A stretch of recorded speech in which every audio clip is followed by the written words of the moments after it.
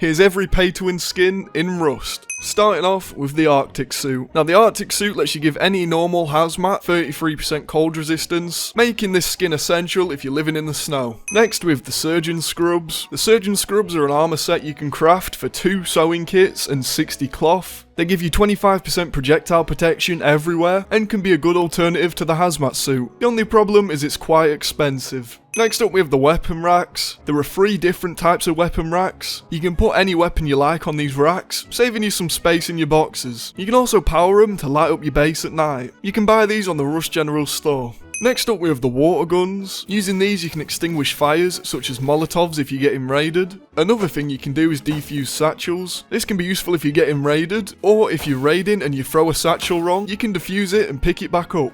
The water guns are included in the Sunburn DLC pack. Next we have the Abyss torch. Usually when you use a torch in water it instantly goes out, but if you have the Abyss torch skin it won't go out in water, even at the bottom of the ocean. You can get this torch skin in the general shop. Next up we have the Fogger 3000. You can put this outside your base and turn on motion detection, so if anyone comes to door camp you, it'll turn on and make a loud noise. You can buy the Fogger on the community market. Next up we have Boogie Boards. They're pretty cheap to craft and can be used to get around on the ocean. Boogie Boards are included in the Sunburn DLC pack. Next up we have the Storage Barrels. These hold the same amount of items as a large box, but they take up less room. For example, if you use large boxes in your TC room, you'll have 192 storage slots. But if you use barrels, you'll have 288. The storage barrels are included in the Frontier Decor pack. Next we have see-through door skins. These can be useful to see if you're getting door camped. There's a bunch of these in the game for every door type. Next up we have the bandana and the Boonie Hat. These cost 15 cloth to craft and gives your head 20% projectile protection. To be able to craft them you'll need to own at least 1 skin of each item, but if you don't want to do this you can also get the Dracula mask or the Snowman helmet. These also give your head 20% projectile protection, but only cost 10 cloth to craft. Next up we have camo armor sets. There are a few armor sets in the game that blend in with the environment. Wearing these can give you quite a big advantage, but they do cost quite a lot.